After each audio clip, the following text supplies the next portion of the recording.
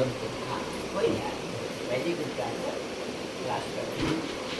तो यूँ समझ लीजिए कि आज हम लोग का परिचय सिर्फ यही है कि जो भी हम कैंची यूज़ कर रहे हैं, जो भी पद्धति यूज़ कर रहे हैं, वो हमारे आदिकाल से ऋषियों ने उसकी खोज की है, उसको एक बात। दूसरी बात, इस चिकित्सा पद्धति से केवल चिकित्सा नहीं होती बल्कि उसका उपचार होता है। चिकित्सा और उपचार में अंतर ये होता है कि चिकित्सा रोग को दबा देती है। कोई भी बीमारी हुई, अगर वो दिखाई पड़ रही है तो आदमी बीमार है, दिखाई पड़ना बंद हो गई, आदमी ठीक हो गया। परंतु ऐसा होता नहीं है, वो रोग पुनः दूसरे रूप में फिर सामने आता है, तो बार बार आदमी चिकित्सक के पास जाता है। और उपचार एक ऐसी पद्धति है कि वो आदमी का रास्ता बदल देती है। जिस रास्ते से उसको प्रॉब्लम हो रही है उससे दूसरा रास्ता बना दिया बाईपास, तो उसको फिर वो प्रॉब्लम दोबारा नहीं होती और वो पूरा स्वास्थ्य प्राप्त करता है। तो ऐसी स्थिति में वैदिक उपचार हमारे चारों वेदों में जो अथर्ववेद है, अथर्ववेद में ऋषियों ने ये पद्धति दी है। इसको हम लोग अभी दूसरे रूप में भी लेते थे, इसको हम लोग रेकी कहते हैं। रेकी वास्तव में, जैसा कि उसमें वो बताते हैं कि उसके जो प्रणेता हैं डॉक्टर मिखाइलोविच, उनको जो है सबसे पहले किसी ने कुछ क्वेश्चन पूछा था कि क्या आप किसी को ठीक कर सकते हैं, तो उसको खोजते हुए वो कहाँ से, जापान से वो इंडिया तक आए और उन्होंने यहाँ पर उसको सीखा और उसको जाकर के अपनी भाषा में दिया। तो अब जो चीज़ उन्होंने भाषा परिवर्तित करके इतनी इफेक्टिव हो सकती है, तो जो जिसने ओरिजिन ही इसको खोज किया है, लिखिए जी, वो ज़्यादा ही इफेक्टिव हो। दूसरी कि हम लोग जिस देश में रह रहे हैं, हम लोगों के जिस देश में रहते हैं, वहाँ पे आव हवा, वहाँ का वातावरण, वहाँ की भाषा हम जितनी आत्मसात कर पाते हैं उतना विदेशी नहीं कर सकते। तो आज हम अगर उसी को जापानी में पढ़ेंगे तो उतना फ़ायदा नहीं होगा। अगर हम उसको हिंदी और संस्कृत में पढ़ेंगे तो हमको ज़्यादा अच्छी ढंग से मिल सकेगा। इसलिए यहाँ पर वैदिक उपचार की वरीयता बढ़ जाती है बजाय अन्य पद्धतियों की।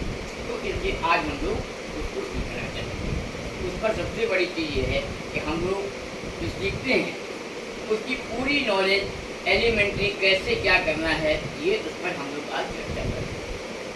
हर चिकित्सा पद्धति को पढ़ने के पहले उसकी एनाटॉमी, जिसके लिए आप क्या करने जा रहे हैं, जिस शरीर के लिए आप करने जा रहे हैं, उस शरीर में कौन सी ऐसी चीज़ें हैं, कौन कौन सी चीज़ें हैं जो खराब हो सकती हैं, कौन सी चीज़ें जहाँ से खराबी शुरू हो सकती है, इस सब की नॉलेज भी होना बहुत ज़रूरी है। क्योंकि जब भी हमारे सामने कोई व्यक्ति आता है, निश्चित रूप से अज्ञानी होता है। पेशेंट का मतलब है जिसमें पेशेंट नहीं रहा, धैर्य नहीं रहा, वही पेशेंट होता है। इन पेशेंट इस पेशेंट तो कहते हैं कि जब धैर्य नहीं रहता है वहीं से गलतियाँ शुरू होती हैं, वहीं से रोग की शुरुआत होती है। अगर हम किसी भी व्यक्ति में पेशेंस ले आएँ, उसमें इम्यूनिटी ले आएँ, उसमें रोग प्रतिरोधक क्षमताओं को बढ़ा दें, उसके विचारों को बढ़ा दें, तो हम उसके रोग को हरा सकते हैं। तो हम लोग आज इसी पर यहाँ पर चर्चा करेंगे। हमने इसको प्रारंभ किया था बहुत पहले, यानी कि 92 से हमारा इस पर रुझान रहा है। मैंने 92 में रेकी में मास्टरशिप किया था।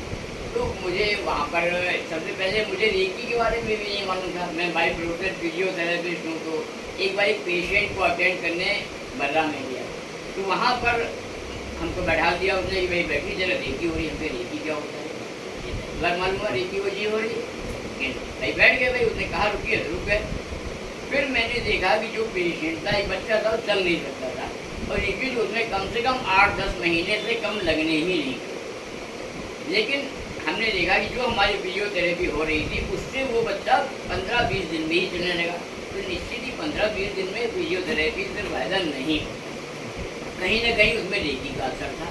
तो मुझे लगा कि निश्चित ही रेकी कोई ऐसी पद्धति है जिसके बारे में हमें जानना चाहिए, कोई इतनी ज़्यादा इफेक्टिव है। फिर वहाँ से मैंने कोशिश की, गुरु गुणे, और हमने रेकी 1 रेकी 2 अपनी मास्टरशिप पूरा उस पर प्रैक्टिस शुरू करी। फिर जब मुझे और अध्ययन किया तो मुझे लगा कि जो भी उसमें सिम्बल्स दिए गए हैं, आप लोगों ने रेकी किया होगा अगर तो निश्चित ही मालूम होगा कि उसमें 3 सिम्बल दिए जाते हैं, है ना। हाँ, फर्स्ट किया आपने? शुरुआत वाला जो होता है। अच्छा, सेकंड आपने किया? करते नहीं है। अच्छा। नहीं, हमने किया फर्स्ट में तो सेकंड केवल थर्ड वो कोरोना। खाली प्लस से भी बताते हैं, केवल 24 पॉइंट है बता देते हैं और उसको टच करके उसमें इलाज करते हैं। जी सर। परंतु जो डीप नॉलेज है उसमें ये है कि उसमें सिंबल देते हैं, जो जापानी भाषा में लिखी हुई चित्र होते हैं उसको हमको अपने थर्ड आई पर या अपने मानस पर बनाना होता है और उसको थ्रो करते हैं एनर्जी, तो उससे फायदा होता है। तो मैंने देखा कि जो उसमें सिंबल दिए गए हैं वो 3 सिंबल दिए जाते हैं। एक का नाम है उसमें पावर सिंबल, जिससे हम शक्ति अर्जित करते हैं। दूसरा उसमें ब्लॉक रिमूवल का नाम दिया है उन्होंने, यानी कि कोई भी अवरोध जो है उसको हटाने वाला सिंबल। इसीलिए भाई कोई भी बीमारी है तो पहले उसका अवरोध हटाया जाएगा, उसको पावर दी जाएगी और उसको वहाँ तक पहुँचाने के लिए एक सिंबल होगा, that called the bridge symbol. तो अब ब्रिज सिंबल और पावर सिंबल और ब्लॉक रिमूवल 3 से ही पूरी रेकी चलती है। उसके बाद में अमेरिकन ने और उसमें जोड़ दिया है कोरोना रेकी करके, उसमें सैकड़ों सिंबल बना दिए गए हैं। वो एक अलग चीज़ है, छोटी छोटी खोज हैं, अपने अपने अपने अनुभव हैं, उससे करता है आदमी, फ़ायदा भी होता है नहीं फ़ायदा होता है, उसमें हमको नहीं पढ़ना है। लेकिन ये है कि रेकी में 3 सिंबल।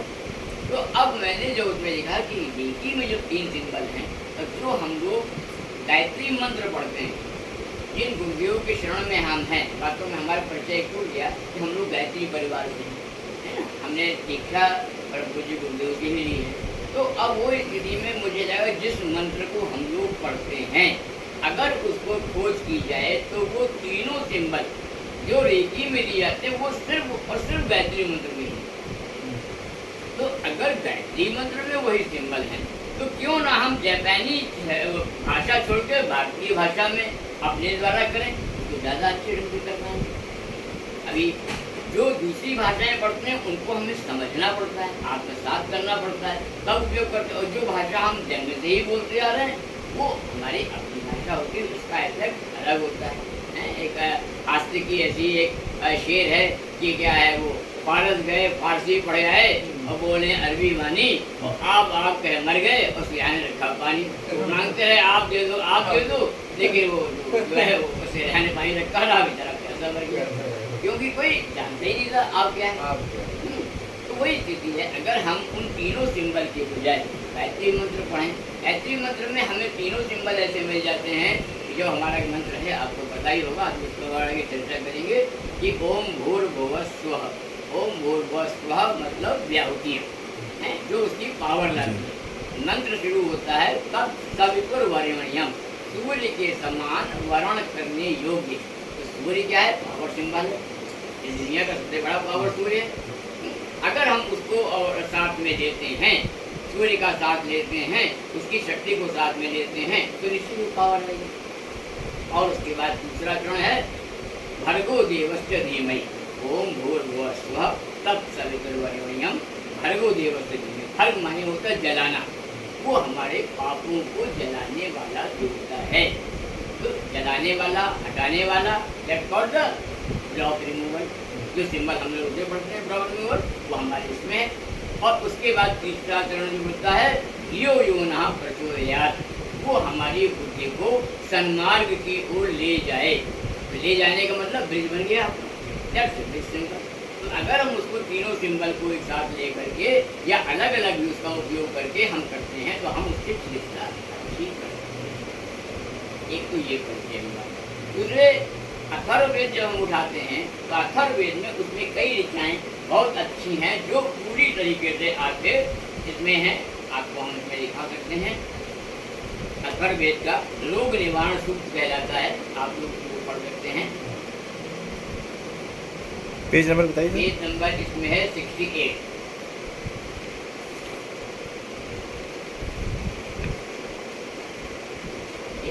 अथर्ववेद लिखा हुआ है सामने, इसमें देखिए क्या दिया है। ये सारी इसमें वो 7 ऋचाएँ जो हैं जिन पर हमारी पूरी वैदिक उपकार टिका हुआ है।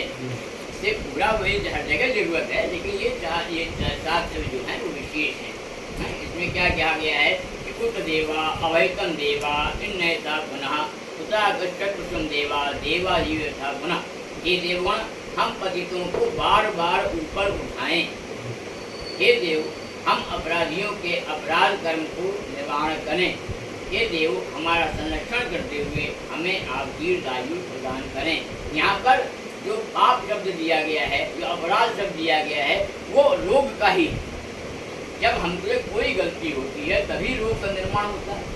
वो जो हम अपराध करेंगे, चाहे भोजन के लिए अपराध करें, चाहे विचारों से अपराध करें, उसके परिणाम नकारात्मक होंगे। जहाँ हम नकारात्मकता को लेंगे, नकारात्मक परिणाम होंगे और हमको बीमारी होगी। तो पहली चीज ये है। इसमें आगे किसी चीज को प्राणायाम से जोड़ते हुए दूसरी ऋचा लिखी जाती है कि प्राण हमारे शरीर का विशेष अंग है। प्राणायाम का भी आगे चर्चा की जाएगी। देखिए, द्वामितो वातो वाता आसिंधोरा परावता लक्षम ते अन्य आवातु वन्यो वातु यत्र। ये दो वायु, एक समुद्र पर्यंत, दूसरे समुद्र से सुदूर प्रवाहित होते हैं। यानी कि ये भाषाएं जो है सांकेतिक होती हैं। यानी कि एक वो वायु है जिसको हम ग्रहण करते हैं अंदर, और एक जो है यहाँ से हम छोड़ते हैं। तो ये दोनों को उन्होंने इसमें दिया है कि उन दोनों में एकता आपको बल प्रदान करे। यानी कि जब हम प्राण को लेते हैं और प्राण को छोड़ते हैं, निश्चित ही उसमें हमारे पास शक्ति अर्जित होती है, बल अर्जित होता है और रोग प्रतिरोधक क्षमता बढ़ती है। ये सारी सांकेतिक भाषाएं हैं। तो दूसरा उसमें दिया है आवात वायु विषज देवात वायु द्रव्य कम विश्व भेद देवांग दूत ईयते। हे वायुदेव, आप व्याधियों का निवारण करने वाली कल्याणकारी औषधि को लेकर आए। यानी कि क्या कह रहा है कि हम उसको सूक्ष्म रूप से ग्रहण करें। वायु रूप में लेने का मतलब सूक्ष्म रूप। अभी हम लोग आगे इसी को यज्ञोपैक्ष से जोड़ते हुए इस पर रिसर्च करेंगे, वो आपको सामने रखेंगे। तो आप संसार के लिए औषधि रूप कल्याणकारी देवदूत बनकर सर्वत्र संचार करते रहें। कहते हैं ना, जहाँ भी यज्ञ होता है कई कई किलोमीटर तक उसका असर होता है, वाइब्रेशंस होते हैं, उससे वातावरण पवित्र होता है। वो इसी से लिया गया है। और इसमें देखिए चौथा जो है इसमें दिया है सायंताम देवस्तायंताम मरुताम गणा सायंताम विश्वभूतानि यद यथा मम यथा यम रपा अर्थत। इस श्लोक में समस्त देवगण हमें संरक्षण प्रदान करें, मरुदगण और समस्त प्राणी हमारी रक्षा करें। ये हमारे शरीर के रोगों और पापों का निवारण करें। इसमें हमारी औषधियाँ, जन औषधि के बारे में इसमें सामने बात आती है, क्योंकि हम लोग उसका भी उपयोग करते आते हैं। हम जिसमें ध्यान करेंगे, ध्यान के साथ हम औषधियों का भी प्रयोग करेंगे। ये हमारे थेरेपी में ही का एक अंग है। ये नहीं कि वो अलग है, ये अलग है, उसका थेरेपी का ही ये अंग है। देखिए इसमें ये क्या है, आवत्तागम संताति भर्थो अरिष्टताति भी दक्षम उग्र माँ भारिशम परायक्षम विवाम हे श्रोताओं। हे उपकार लेने वालों, अर्थात आपके लिए सुख शांति प्रदायक और अहिंसक संरक्षण साधनों के साथ हमारा आगमन हुआ है। आपके लिए मंगलमय शक्तियों को हमने धारण किया है। अस्तु इस समय संपूर्ण लोगों का निवारण करते हैं। ये अपने आप में एक शपथ है परमात्मा की। वो हमारे संरक्षण के लिए हमेशा तत्पर हैं। अब ये दो जो वस्तुएं ये पूरी तरह हमारे टच थेरेपी और डिस्टेंस थेरेपी की बात करती हैं। अयम मैं हस्तो भगवान में भगवतरा एम में विश्व एम शिवाय मर्शना। ये हमारा हाथ सौभाग्य युक्त है, सौभाग्यशाली ये हाथ हम सबके लिए रोगों का निवारण करता है। ये हाथ शुभ और कल्याणकारी है। ये टच थेरेपी के लिए हमारा उपयोग करने के लिए। इसके अलावा डिस्टेंस थेरेपी के लिए ये दे देते हैं आगे कि हस्ताभ्याम 10 शाखाभ्याम ये भाव 5 गुरुगवी अनामविभ्याम हस्ताभ्याम ताभ्याम ताभि वृषामसि। मंत्र उच्चारण करते समय जैसे वाणी के साथ जिह्वा गति करती है, वैसे ही 10 उंगलियों वाले हाथों से आपका स्पर्श करते हुए आपको हम रोग मुक्त करते हैं। किसी भी प्रकार का अगर हमारे अंदर जो भी निगेटिविटी है, जो भी रोग है, उसको हम कैसे हम दूर कर सकते हैं। ये हमारे ये ऋचाएँ हैं। ऋचाएँ वास्तव में सांकेतिक होती हैं और उस पर चर्चा करते हैं ऋषि और नई चीज प्रदान करते हैं।